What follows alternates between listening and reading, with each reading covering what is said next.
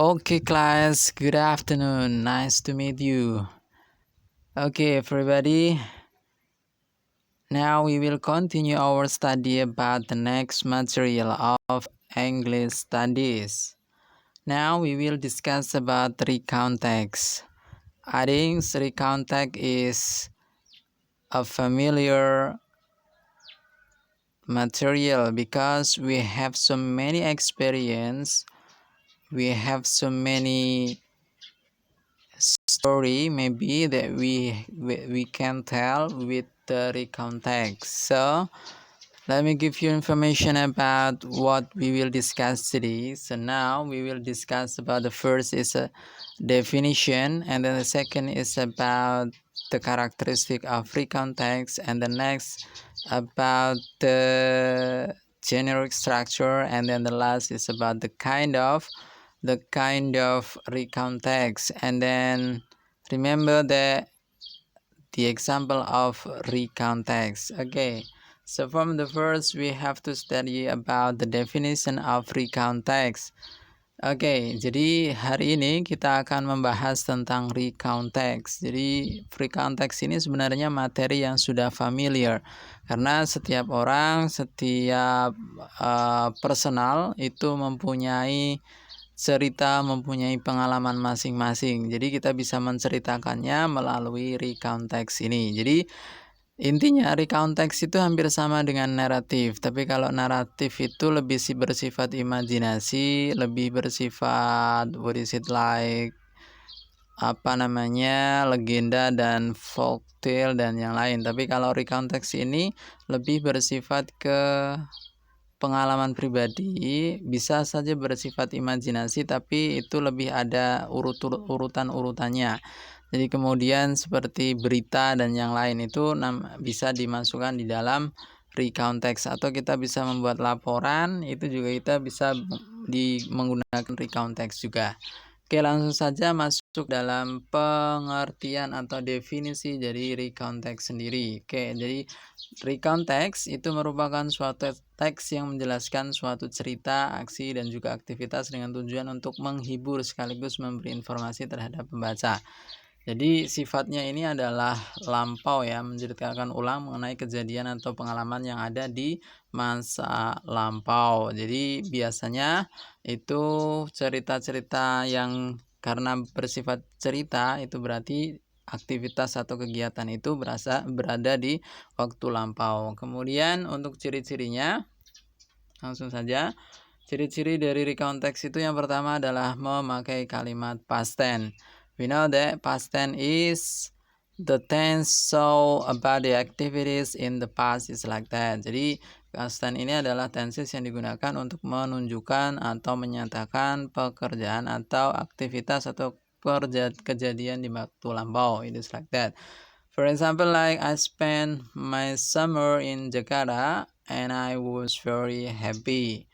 Jadi kejadiannya lampau. Jadi kita menggunakan verbnya verb 2 juga di sini. Ada spend di sini ya. Nah, ini spend my summer in Jakarta and I was very happy, dan to be-nya juga menggunakan was. Nah, ini was. Oke, jadi ini adalah ciri secara gramatikalnya. Kemudian yang kedua, memakai action verb. Jadi biasanya kalau misalnya teks-teks recount itu karena kebanyakan adalah pengalaman pribadi atau misalnya menceritakan fakta dan yang lain atau kejadian ya, itu biasanya adalah menggunakan kata kerja. Kalimat-kalimat yang digunakan itu pasti ada kata kerjanya. Nah, di sini lebih banyak menggunakan action verb. Maksudnya apa? Yaitu kata kerja yang bersifat aksi seperti itu ya. Misalnya spend, went, both, run, eat, go, took, and etc. Kemudian memakai adverb serta adverbial phrase. Jadi menggunakan keterangan waktu, tentunya keterangan waktu yang di waktu lampau. Kemudian adverbial phrase atau frase keterangan waktu. Biasanya adverb digabungkan dengan preposition, is like that.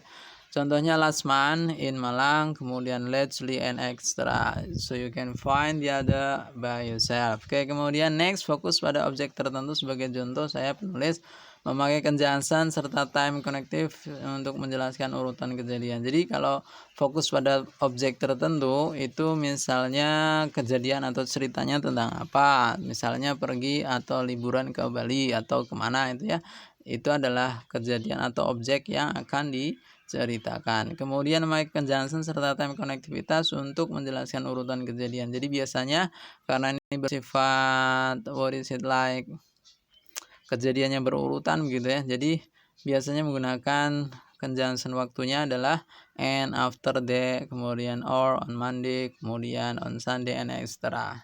Itu adalah ciri-ciri dari recount text. Kemudian kita masuk kepada generic structure atau komponen dari recount text sendiri. Itu ada apa saja? Di sini ada 3. Yang pertama adalah orientation atau pembuka. Kemudian ada event, dan yang terakhir adalah reorientation. Kita bahas yang pertama, orientation atau pembuka. Itu adalah suatu paragraf atau kalimat yang memberikan informasi mengenai latar belakang yang dibutuhkan untuk dapat memahami sebuah teks. Dan biasanya ini misalnya adalah alur atau toko-toko, kemudian kapan kejadian itu berlangsung, dan yang lain ya. Kemudian next itu adalah eventnya atau isinya. Jadi proses kejadiannya atau peristiwanya itu seperti apa detailnya, adalah lebih pada misalnya di sana itu ngapain aja, kemudian kegiatannya apa saja, yang lain. Oke, itu untuk eventnya. Kemudian yang terakhir adalah reorientation atau kesimpulan ya. Jadi di sini bukan kesimpulan misalnya pembahasan tentang apa, tidak, tapi lebih ke mengulang lagi. Jadi pengulangan ini akan dirangkum seluruh peristiwa yang diceritakan secara singkat, just like that. Jadi bedanya antara naratif dan recount itu, kalau naratif itu cerita yang ada komplikasinya. Jadi misalnya ceritanya itu kan bersifat imajinasi semuanya atau berdasarkan legenda atau folktale dan yang lain ya. Jadi ada hampir sama misalnya orientation, kemudian diikuti oleh konflik, baru complication, kemudian baru reorientation. Kalau di sini konfliknya nggak ada, hanya ada eventnya saja, kemudian baru masuk ke reorientation. Itu untuk generic structure-nya. Kemudian untuk jenis-jenisnya, jadi recount text sendiri ada 4. Yang pertama adalah personal recount. Personal recount, apa yang bisa masuk dengan personal recount, merupakan recount text yang fungsinya untuk menceritakan pengalaman pribadi si penulis, misalnya liburan kemana atau event misalnya pernikahan dan yang lain ya. Kemudian yang kedua adalah imaginative. Imaginative merupakan jenis recount text yang berfungsi untuk menyajikan suatu kisah imajinasi, kemudian dituangkan ke dalam cerita peristiwa atau kejadian yang sudah terjadi. Misalnya punya imajinasi apa, kemudian diceritakan hampir sama dengan narasi ya, tapi ini yang lebih ada peristiwa tahap-tahapnya, bukan hanya bersifat narasi atau imajinasi saja. Kemudian adalah factual recount. Kalau ini lebih ke misalnya berita ya. Factual recount merupakan jenis recount text dengan fungsi untuk menyajikan laporan peristiwa yang benar atau berdasarkan dengan fakta, misalnya laporan ilmiah, laporan perjalanan ilmu pengetahuan, laporan kehilangan, dan yang lainnya.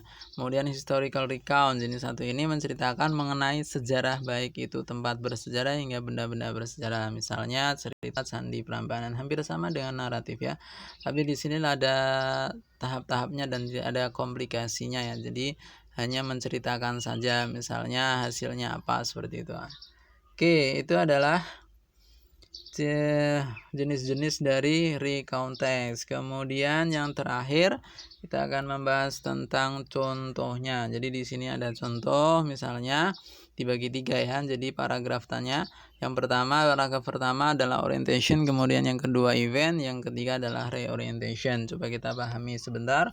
Untuk orientationnya saya bacakan. Yesterday I stayed the night at my friend's house, Delia, with my other 3 friends, Amanda, Tiara, and Clarice.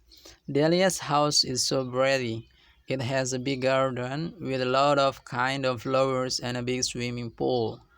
Right from the balcony, we can see the scenery of the wall of Bandung City. Jadi ini adalah orientationnya. Jadi menceritakan yang ingin kita bahas atau yang ingin kita ceritakan itu tentang apa. Misalnya kita artikan, yesterday I stayed the night at my friend's house, Delia. Jadi ini tentang cerita si penulis ketika dia menginap di rumah temannya yang bernama Delia beserta teman-temannya Amanda, Tiara, dan Clarice.